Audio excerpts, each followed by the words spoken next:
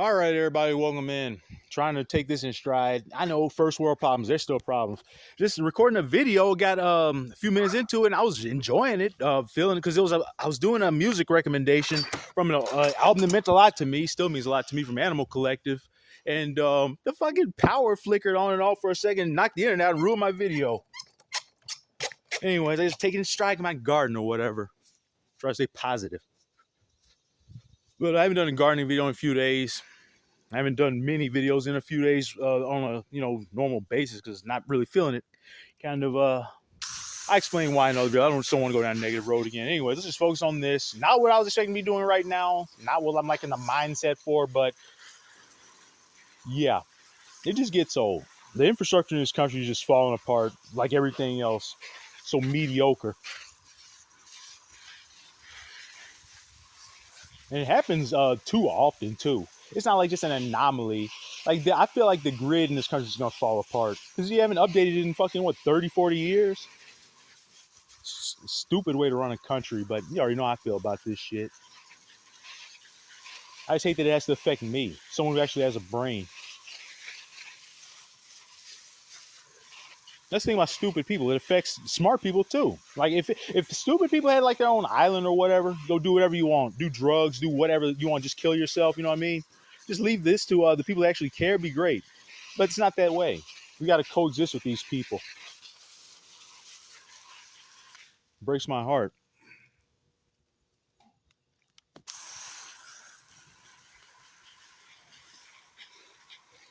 Like if you were running a country, you listen to this right now, you're watching this, probably pretty smart.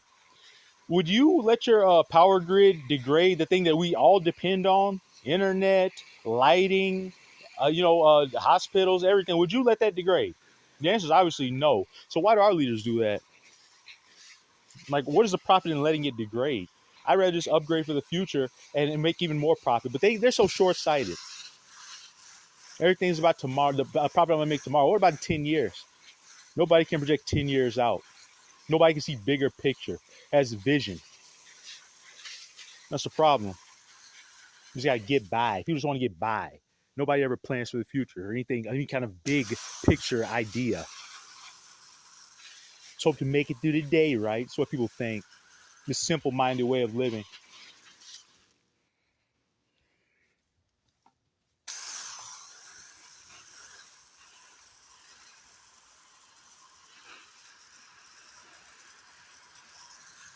The good news, though, is that the weather has cooled down considerably.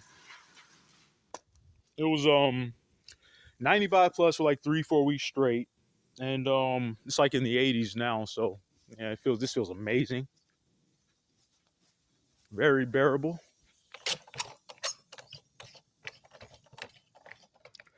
Not much to talk about in the garden in terms of updates. So I guess we could do a progress report on the Greengage Plum tree, which I have an announcement on that. By the way, I'm buying another one. I think I've already announced that, but it's official now because I can't. I need another one to cross-pollinate because I don't have a European variety. I got Santa Rosa here. That's not European, apparently. Those sound Spanish. Is Spain not in Europe? Anyways, everything's looking great with it. It looks like it's happy that it's cooled down a lot. Okay, so this is actually pretty major growth. It did not look like that last time. Neither did that. I just had one leaf sticking out. I got water on my screen. I hope it doesn't like short this out. I got cracks in my screen. It's like dripping on me. Anyways, I'm not mad at Kay. Anyways, it's Kay, by the way. We call her Kay, the Greengage Plum tree. Anyways, there you go. That's pretty considerable growth. I'm so damn proud of this tree. It makes me feel kind of emotional, not gonna lie. Because it's just fun watching it grow. This tree, it was not small when I got it, but there wasn't much growth. It just had this little growth up top and like one on the bottom, and now it's filling in like from the top to bottom.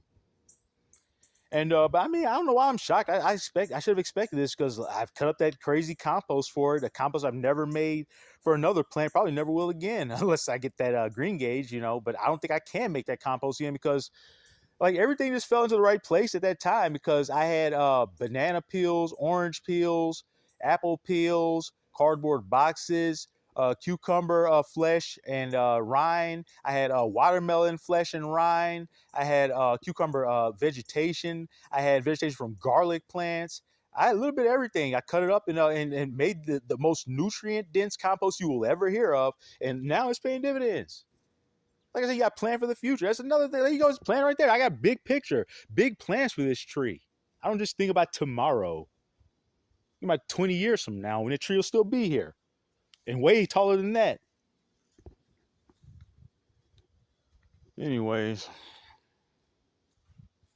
and all my plants got a compost. It wasn't like on that level, but they all got a compost with multiple components to it, and you can tell it's okay. So I planted that whole pear right there. It's finally starting to decompose and break down. Um, I'm not sure if it's gonna be viable. There's seeds in there, of course, and my plan here, my idea is that the flesh, the rind, all that from that pear tree, or the pear, excuse me, break down and provide nutrients and food for the seed, and maybe the plant could grow. But I don't think it'll damage the seeds, from what I read. It'll just break down into a compost. All right, let's talk about the figs. There's the Chicago figs. They haven't really grown at all since I last showed them a few days ago. I hope that's not bad, because I've read some people have problems with their figs get stuck in a pre-ripened stage, like just green, and they stay that way. I hope mine ripen. Because I've never had a fig before, and I'm excited to try a fig. I've had fig Newtons, but never a fresh fig. But I got like 5 or 6 figs on that tree, so hoping for the best. Anyways, oh, that looks like Georgina's trying to grab onto Gordon. She's so much smaller than him. They're like tangled. Look at that. They're literally holding hands. Look at that. Love my plants. So I name them. You gotta humanize them. Look at this grass on that garlic. Jesus, look at that. So tall. That's amazing. I have a lot of garlic. Good for sauce.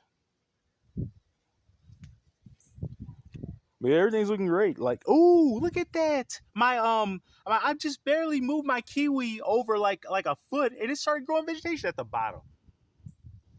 How about, man? Man, these plants are so fickle. They're so sensitive.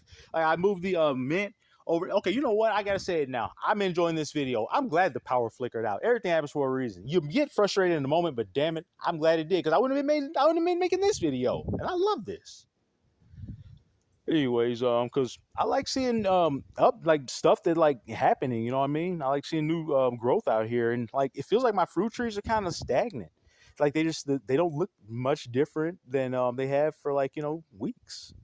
Anyways, this is a Barbados cherry tree. This one's growing a lot more than that one. This thing's getting out of control. Very strong too. My peanuts are still taking over the pot. Look at that. I think I got like 40 days to go for harvest of peanuts. Gardening helps you plan. Stick to a plan. I recommend everybody garden, grow something. You know what I like to say? Okay, look at that. I'm going to pick that soon. That pepper's turning red. That's probably going to be the thumbnail.